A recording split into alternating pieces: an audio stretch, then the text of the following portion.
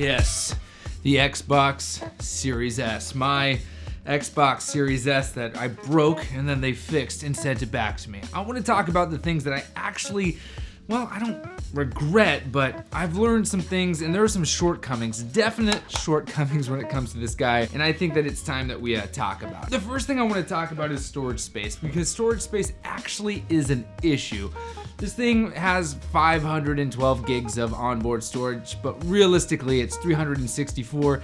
And while at first I was actually pretty okay with it, if this is your only system, you're gonna run out really fast. Now I've talked about at length multiple storage options you have for this guy, but I just want you to know that now that we have the ability to buy the Series X or the Series S, and you're really trying to weigh your odds there, when it comes to storage exclusively, the storage situation is definitely lacking. This is absurdly small, especially for an all digital system. And when it comes to games, you fill up quick, especially if you're playing AAA titles, you're gonna fill this sucker up quick. I have to transfer on and off with my external storage. While it's totally doable, it still is a little bit of a nuisance, especially since I do have a next gen or a current gen product here.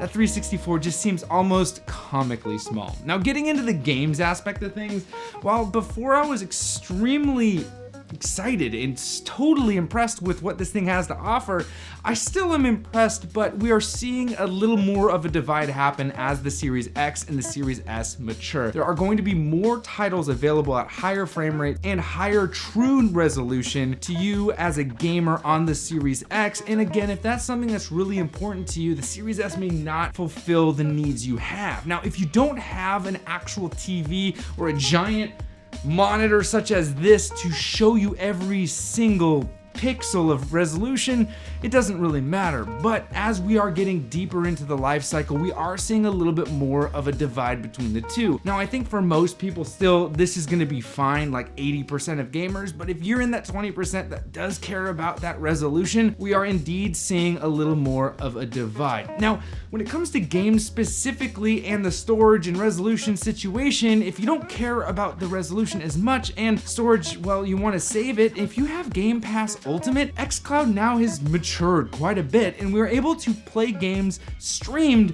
onto the machine without actually fully downloading it, which if you're playing games specifically off of Game Pass Ultimate, that is great. And for me, that is what my Xbox has become. While I have purchased a couple games just for testing purposes to see the difference between the two when I did indeed have the Xbox Series X, which I ended up returning, I did see that there was a little difference, but that's the only reason why I purchased it. This is my Game Pass machine, and if I'm not downloading the game directly to an external drive or to the onboard storage, then I am gonna be using xCloud, and we're gonna do some pretty extensive tests on how good that option is, but I'll tell you, if you're streaming it onto the machine itself, it's better than if you're streaming it through the browser on a Mac.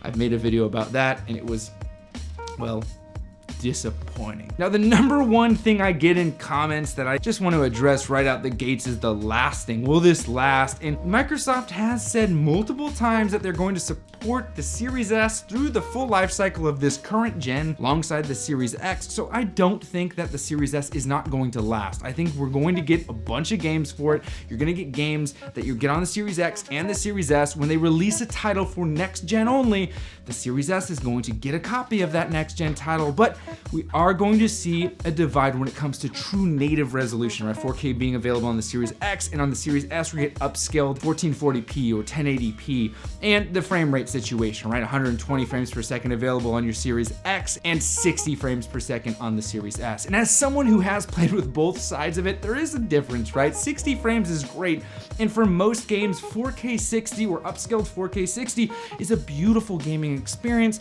and you can buy pretty inexpensive 4K monitors that have 60 frames per second and HDR to play games at that resolution and frame rate, and you'll be set. But when it comes to actual high frame rate, high resolution situations, this guy is just not going to get all of that support in the long term. Now, again, those are specific nitpicky things that the Series S will be lacking, but if you're someone who is on the fence, you don't know which one to get, and you have both in your cart, these are things that you need to know, because getting into a system, even though it's $300, you wanna make sure that that $300 is well spent. Now, the last thing I want to say about the Series S, which at first wasn't a problem, but as we get deeper into this life cycle and we're seeing things happen, I can see it being a problem, especially if this is the only system that you own is going to be the disk drive. And the reason for that is because the disk drive itself, while again, we are getting into an all digital situation, as I have